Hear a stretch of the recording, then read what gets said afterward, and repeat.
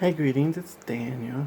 Today I want to talk about my absolutely favorite tool that I use in Minecraft. I have a lot of them, and it's the wand. I love wands. Wands, staffs, the stang, the broom.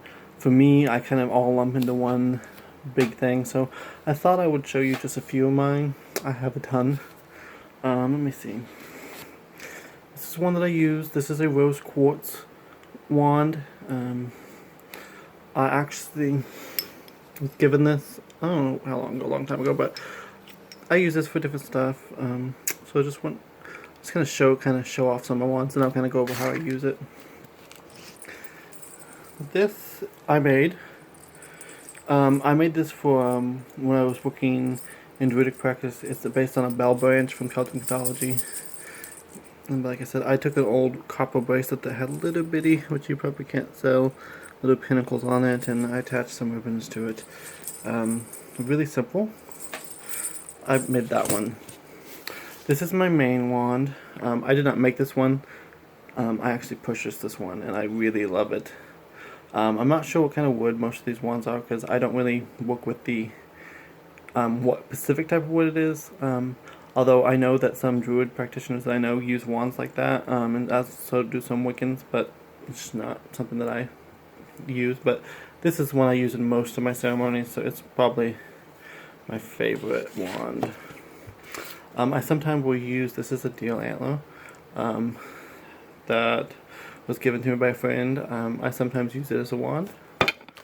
I sometimes also use a smudge stick as a wand, using it to direct energy, because for me the wand is a symbol for air. So I know in some traditions that it's a symbol for fire, but for me the athame is fire. But for me, I don't really necessarily describe elements to any of these. I mean, if I was to, it would probably be air, but for me, I use the wand as a way of, it's symbolic for blessings, of calling upon deity. I use it somewhat for directing energy, but not as much. For me, it's more of a symbol for calling upon the energies and the forces that are already present in the land. So like if I use a lot, especially on my stang and my staff, I use a lot of them when I'm working in nature. And instead of, like I said, like Wiccans would do, would be like create sacred space or cast a circle. Instead of that, I use a wand more in the sense of calling in upon the blessings and upon the spirits that are already present in an area. So it's like I'm honoring the space as already sacred, if that makes any sense. So that's kind of how I do it. Here's another one I made. This one is Christo tipped, and it has this little copper wire, and it's got a few things. This feather, by the way, I bought at a craft store. It's not something that I found, because you really shouldn't collect feathers because they're actually used by nature. But this is just, I made this wand about 10 years ago. Some of my wands I've had for a long time. And this is actually a staff, but I don't know if you can see it. This was actually made for me. It's got a deer antler.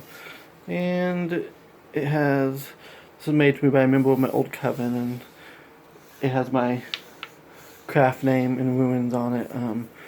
She made all of us one year. I'm gonna stick this over here. Hopefully I don't drop it. But it's I mean, it's tall. I mean, like I said, it's tall.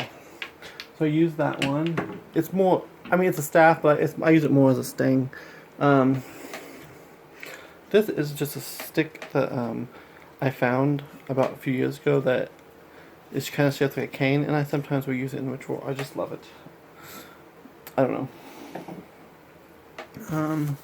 Now this one I actually have had, although it's changed. I've had this since I was 8 years old, and I'm in my 30s now, so it's old, and it has it's got a bone that I bought, by the way. 7 things attached to it. It was I naturally found it like this. Now I want to replace this. When I was in elementary school, I added masking tape, and actually I've removed some of it and put duct tape over it. But I want to replace it with leather one day. I just haven't done it. But at one point I had a crystal on top, and this was a little bit longer, and it cracked just from being brittle. And then I don't know, about 5 years or so, I changed it to just this black, because I don't know if it's masking, this is duct tape, underneath it's masking tape. I don't really like using that in my stuff, but this one I don't really use so much in magic anymore. I added this little copper wire for support because it's actually a little bit flimsy, but it's old. But some of my most memorable rituals, I use this. It's not very big, so it's almost kind of like a cane. And this is my other sting, which again I have different stuff attached to it. I found this, and I'll sometimes use this one when I'm drawing the compass round. Compass round is something used in some forms of traditional witchcraft.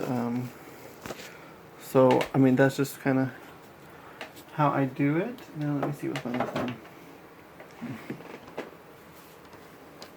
And then this is my besom or broom.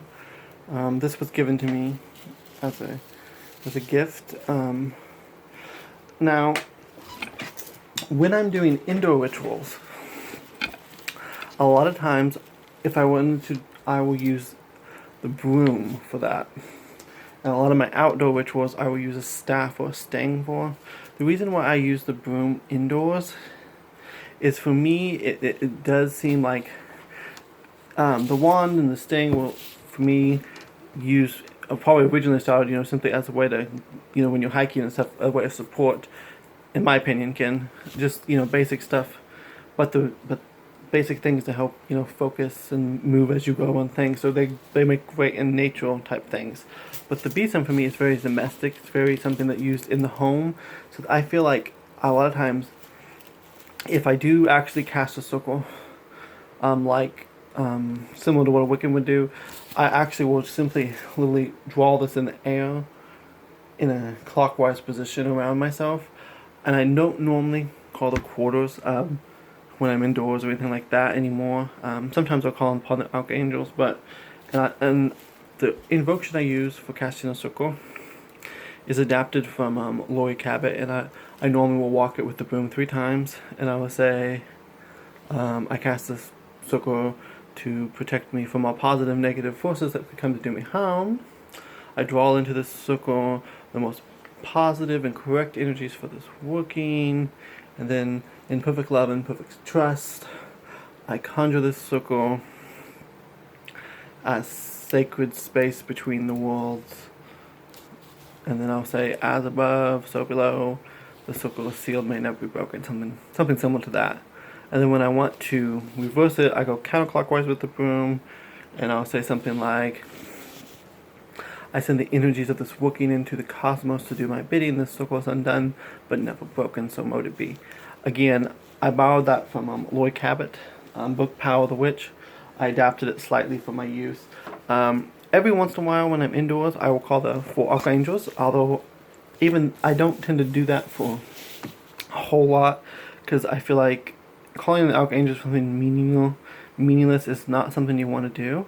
Sometimes I'll call upon the powers of the 4 elements at the 4 directions, but sometimes I'll just call upon them in the sense like, instead of casting a circle, I might actually use an element and walk around around my altar or sprinkle those elements, calling upon the power of the element. And you don't have to dismiss that, it just kind of adds sacredness to the space.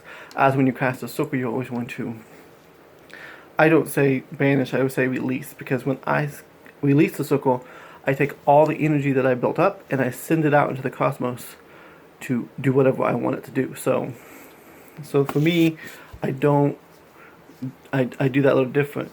Now when I lay a compass round is a sacred journey into the land and the spirits of the land. Now the way I do it does work with the 4 directions, kind of like calling the corners, but it works in a cross. And so I may start at the north and then go to the south, and then I'll start at the east and go to the west. And then I might take a circle around the entire perimeter of that, or sometimes I'll circle in like almost a spiral, as if I'm journeying into the other world, to the spirits of this place. I don't use a whole lot of words when I'm doing that. It's mostly focusing on internal journeying into the other world, to the realm that exists with ours, to the sacred space. And I find that when you lay a compass around, it's best done outdoors as opposed to indoors. Well, I find that casting a circle is done best indoors opposed to outdoors. So again, like I adapt elements from different areas into my practice. I tend not to see casting a circle or laying a compass as religious things. So I don't see them, I don't often use deity in them, although I have, and I do sometimes, especially if I'm focusing on actual worship. But for instance, as you see when I casted showed you how I cast circle with a broom, there's not a whole lot of focus on the energy. On the divinity, more on the energies that I'm using, if that makes any sense. So I certainly could add things, divinity in there if I wanted to, and I do sometimes. Sometimes for me, witchcraft is 100% a craft before a religion. It's a practice. And so why I practice witchcraft as in a religious sense. Not everyone does, and I don't always do that. So for me, spellcasting is not necessarily religious per se. It's just simply addition to my religion. But like I said, wands for me are very important, especially the smaller ones. These I use indoors. I find that I'll use them to draw symbols in the air when I'm doing a spell or over an object to charge it. And they're really just an extension of your own personal energy. So, but you can also tap into the energy of each individual wood and tree. And over time, it almost as if it like this is a sponge, and over time some of the residue of that energy kind of seeps into it, so it becomes an easier channel. So the more you use a tool, even though it doesn't have any energy of itself, it's been almost soaked or saturated with your own personal energy. So it makes it easier, especially now, of course, that would be exceptions, would be like quartz crystal and things like that, and do also have energy themselves, as do wood. But what I'm saying is, especially like if I was sick or didn't feel good, but I still needed to do some kind of working, especially maybe self-healing, my wand after many uses would literally still have energy residue in it, so I wouldn't have to use as much as my personal power because I've already placed it in the wand. That's just kind of how I use things. Many blessings.